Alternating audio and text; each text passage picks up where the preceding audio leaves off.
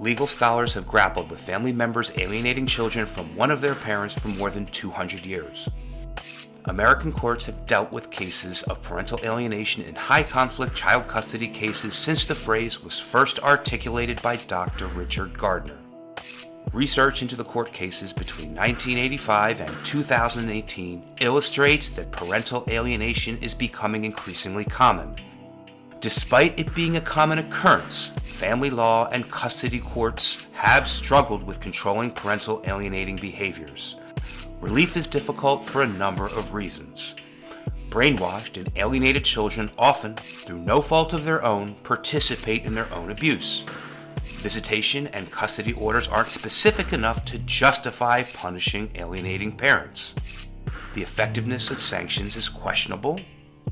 Fines may be so nominal as fail to cause any change in behavior. Relief can be difficult to enforce. Relief can't sufficiently compensate alienated parents for time lost or pain suffered. In more recent years, lawsuits for money damages have been used by alienated parents to obtain compensation and relief not only from the alienating parents, but those third parties who assist them. Experts agree that forcing parental alienation into one area of law is a mistake. Relief shouldn't be limited to family court. Because of the harm to the relationship between parent and child on one hand, and the emotional pain experienced by the parent on the other hand, neither family law nor tort law, a technical term for what we know as suing for money damages, neither standing alone has the capacity to offer a complete relief. There are several theories of law under which victims of parental alienation can receive compensation. First, intentional infliction of emotional distress. For example, in 1985, a case involving citizens of New York and Virginia, Rafferty versus Scott, the jury awarded the father $40,000 in compensatory damages and $10,000 in punitive damages against the mother for parental alienation. In Michigan, 1988, Bama versus Bama, two psychiatrists battled over custody of their two children and they were awarded to the father. Mother sued father for intentional infliction of emotional distress related to parental alienation. The Michigan trial court dismissed the claim, but the appellate court allowed the lawsuit to proceed.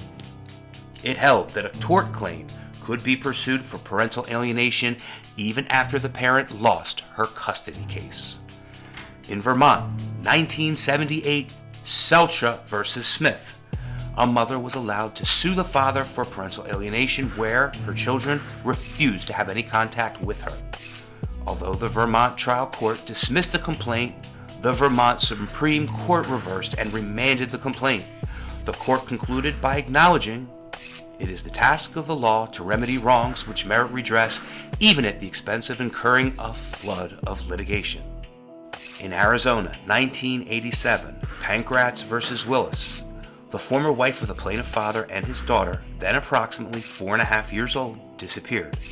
As of the date of the court's 1987 opinion, the plaintiff father hadn't seen his daughter for 4 years. The jury awarded the father $125,000 and the appellate court affirmed. Second type, lawsuits concerning interference with custody and visitation. In Iowa, 2005, Wolf versus Wolf, the father was awarded custody. Mother violated the order and fled to Arizona, and father filed a civil suit in Iowa for interference with custody because mother didn't return her daughter for 11 months. The appellate court affirmed compensatory damages and punitive damages to the father. In Connecticut, 2005, Streeter versus Executive Jet Management. The father absconded with the party's 2 children, then 6 and 7, from Connecticut to Egypt by a private chartered flight without the mother's knowledge or consent. Mother and the children sued the air charter service for interference with custody relations, negligence, and loss of filial consortium, and a jury awarded them $17 million and an additional $10 million for emotional distress. The appellate court affirmed. In Wisconsin, 1982, Lloyd versus Loeffler, the court affirmed a judgment against maternal grandparents for their role in interference with father's custody. Father had been awarded custody of a child in Maryland in 1979, with mother enjoying visitation rights.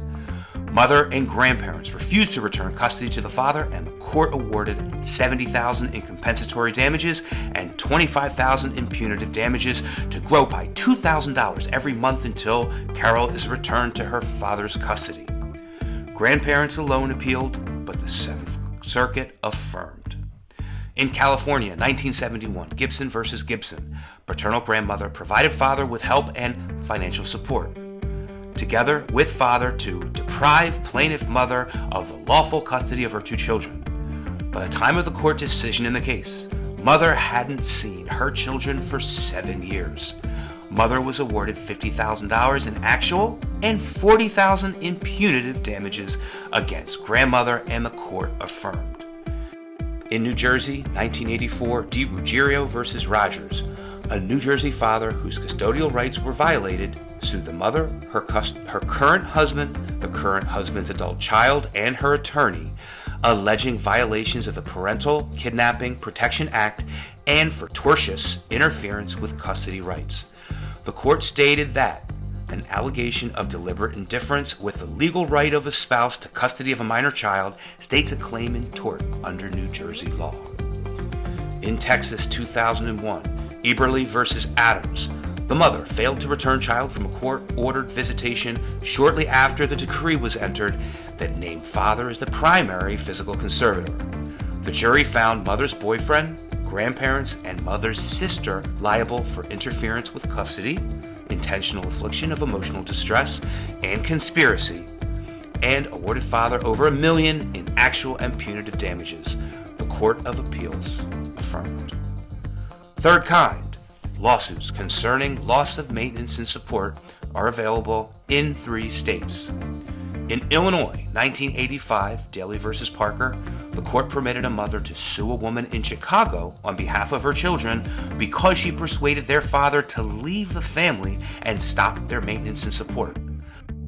The court held that the plaintiff has an enforceable right in a court of law against a third party for loss of maintenance and support, damages, and for the destruction of other rights which arise out of the family relationship. In Michigan, 1949, Russix versus Hicks, the court upheld claims by 2 children, ages 2 and 4 years old, against a neighbor, friend, and associate of the parents and frequent visitor in their home who caused their mother to abandon their family. In Minnesota, 1949, Miller versus Monson, the court likewise permitted the father of a 6-year-old daughter to sue a man for causing the mother to abandon her child. A fourth type of claim, lawsuits concerning the loss of society and companionship. In California, 1963, Rosefield versus Rosefield, a grandmother was held liable for the abduction of a 2-year-old child away from the mother on behalf of the father.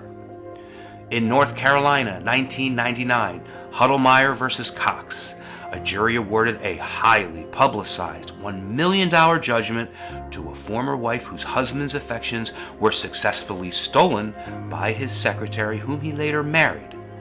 Ex-wife alleged that she and her ex-husband had a fairy tale marriage until shortly after secretary separated from her former husband in 1992. Secretary then became openly flirtatious and spent increasingly more time alone with ex-husband. She changed her appearance and started wearing short skirts, low-cut blouses, and tight clothing to the office. The jury found in favor of the ex-wife and awarded her $500,000 in compensatory damages and $500,000 in punitive damages. The appellate court found no error in the awards. And a fifth kind, lawsuits for defamation, can also be a possible theory of recovery against an alienating parent. Judgments for these claims are only as valuable as the defendant's ability to pay the award, because none of these cases are insurable. They're also extremely expensive to pursue because most lawyers won't take these cases on a contingency basis, so the upfront costs of a lawsuit can cost even more than family court litigation. Nonetheless, if you don't get relief in the family court justice system, there are other legal avenues to pursue for relief. All legal claims should be considered in the fight against parental alienation, not just family court remedies. written by Demosthenes Lorandos and produced by the Law Center. Click the link in the description portion of this video to learn more about them. Don't forget to like, share, follow, subscribe, and leave a comment below the video. Thanks for watching. Bye for now.